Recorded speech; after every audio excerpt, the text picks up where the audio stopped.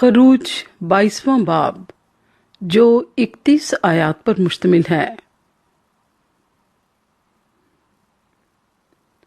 اگر کوئی آدمی بیل یا بھیڑ چرا لے اور اسے ذبح کر دے یا بیچ ڈالے تو وہ ایک بیل کے بدلے 5 بیل اور ایک بھیڑ کے بدلے 4 بھیڑیں بھرے۔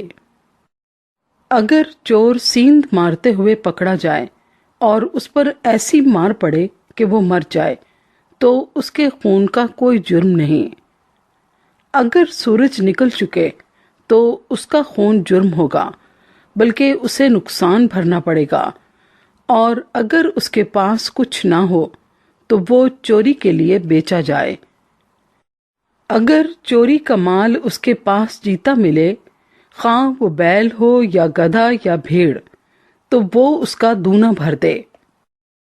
اگر کوئی آدمی کسی کھیت یا تاکستان کو کھلوا دے اور اپنے جانور کو چھوڑ دے کہ وہ دوسرے کے کھیت کو چر لے، تو اپنے کھیت یا تاکستان کی اچھی سے اچھی پیداوار میں سے اس کا معاوضہ دے۔ اگر آگ بھڑکے اور کانٹوں میں لگ جائے اور اناج کے ڈھیر یا کھڑی فصل یا کھیت کو جلا کر بھسم کر دے تو جس نے آگ جلائی ہو وہ ضرور معاوضہ دے۔ اگر کوئی اپنے ہمسائے کو نگد یا جنس رکھنے کو دے اور وہ اس شخص کے گھر سے چوری ہو جائے تو اگر چور پکڑا جائے تو دونا اس کو بھرنا پڑے گا، پر اگر چور پکڑا نہ جائے تو اس گھر کا مالک خدا کے آگے لایا جائے تاکہ معلوم ہو جائے کہ اس نے اپنے ہمسائے کے مال کو ہاتھ نہیں لگایا۔ ہر قسم کی خیانت کے معاملے میں، خواہ بیل کا، خواہ گدھے یا بھیڑ یا کپڑے یا کسی اور کھوئی ہوئی چیز کا ہو، جس کی نسبت کوئی بول اٹھے کہ وہ چیز یہ ہے، تو فریقین کا مقدمہ خدا کے حضور لایا جائے، اور جسے خدا مجرم ٹھہرائے وہ اپنے ہمسائے کو دونا بھر دے۔ اگر کوئی اپنے ہمسائے کے پاس گدھا یا بیل یا بھیڑ یا کوئی اور جانور امانت رکھے اور وہ بغیر کسی کے دیکھے مر جائے یا چوٹ کھائے یا ہنکا دیا جائے، تو ان دونوں کے درمیان خداوند کی قسم ہو کہ اس نے اپنے ہمسائے کے مال کو ہاتھ نہیں لگایا، اور مالک اسے سچ مانے اور دوسرا اس کا معاوضہ نہ دے۔ پر اگر وہ اس کے پاس سے چوری ہو جائے تو وہ اس کے مالک کو معاوضہ دے، اور اگر اس کو کسی درندے نے پھاڑ ڈالا ہو تو وہ اس کو گواہی کے طور پر پیش کر دے اور پھاڑے ہوئے کا نقصان نہ بھرے۔ اگر کوئی شخص اپنے ہمسائے سے کوئی جانور عاریت لے اور وہ زخمی ہو جائے یا مر جائے اور مالک وہاں موجود نہ ہو تو وہ ضرور اس کا معاوضہ دے، پر اگر مالک ساتھ ہو تو اس کا نقصان نہ بھرے، اور اگر کرائے کی ہوئی چیز ہو تو اس کا نقصان اس کے کرائے میں آ گیا۔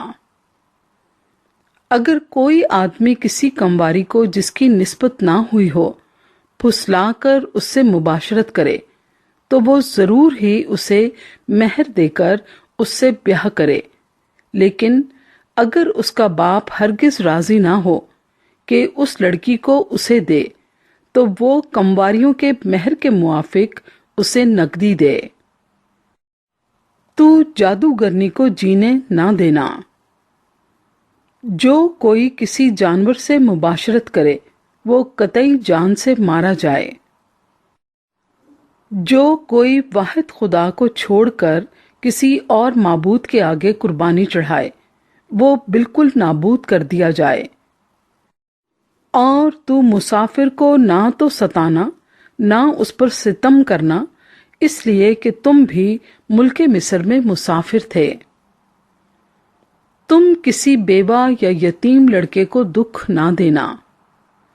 اگر تو ان کو کسی طرح سے دکھ دے اور وہ مجھ سے فریاد کریں تو میں ضرور ان کی فریاد سنوں گا، اور میرا قہر بھڑکے گا اور میں تم کو تلوار سے مار ڈالوں گا، اور تمہاری بیویاں بیوہ اور تمہارے بچے یتیم ہو جائیں گے۔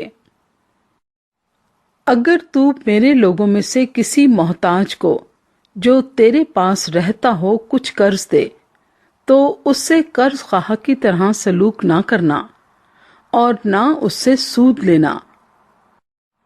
اگر تو کسی وقت اپنے ہمسائے کے کپڑے گرو رکھ بھی لے تو سورج کے ڈوبنے تک اس کو واپس کر دینا، کیونکہ فقط وہی اس کا ایک اوڑھنا ہے، اس کے جسم کا وہی لباس ہے، پھر وہ کیا اوڑھ کر سوئے گا؟ پس جب وہ فریاد کرے گا تو میں اس کی سنوں گا، کیونکہ میں مہربان ہوں۔ تو خدا کو نہ کوسنا اور نہ اپنی قوم کے سردار پر لعنت بھیجنا۔ تو اپنی کثیر پیداوار اور اپنے کوہلو کے رس میں سے مجھے نظر و نیاز دینے میں دیر نہ کرنا، اور اپنے بیٹوں میں سے پہلوٹے کو مجھے دینا۔ اپنی گایوں اور بھیڑوں سے بھی ایسا ہی کرنا۔ 7 دن تک تو بچہ اپنی ماں کے ساتھ رہے، 8ویں دن تو اسے مجھ کو دینا، اور تم میرے لیے پاک آدمی ہونا۔